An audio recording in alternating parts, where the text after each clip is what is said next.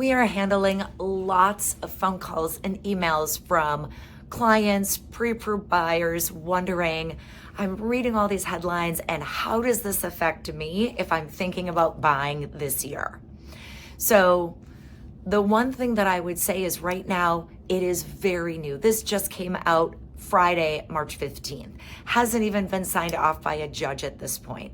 But because it's kind of a big thing, the headlines are making a lot of fear mongering and a lot of clickbait out of it. So here's what this lawsuit says. The lawsuit is basically the National Association of Realtors settled, and the results of that lawsuit are this.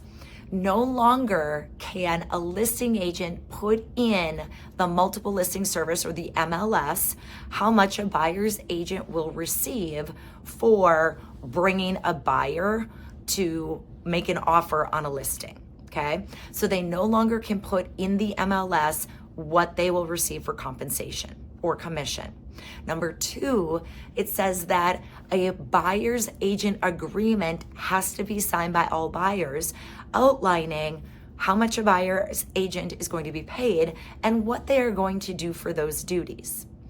And the last thing is that a seller will no longer automatically be assumed that they are going to pay the buyer's agent's commission. They are going to be given the option. They are going to pay the seller's agent commission, and they can opt to pay a buyer's agent commission, but it has to be outlined and it is no longer assumed. So, how does this affect you as a buyer? Well, most of this stuff, as we're figuring it out, no matter what, it's not going to start until July, and it may get pushed down the road even from that date.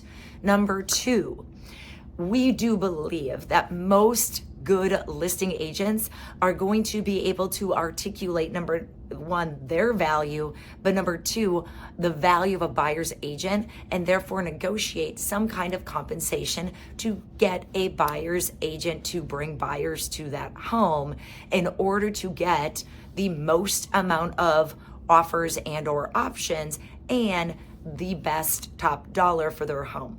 Now, if a seller does not agree and flat out refuses to pay a buyer's agent commission, there's a couple of ways that can be done. Number one, the buyer's agent's commission is now part of the cost.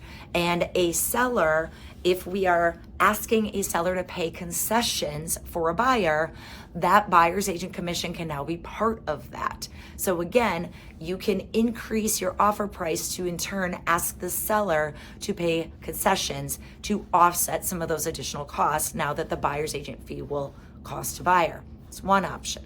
Second option, you can write a check at the closing table for the buyer's agent's fee, okay? Number two.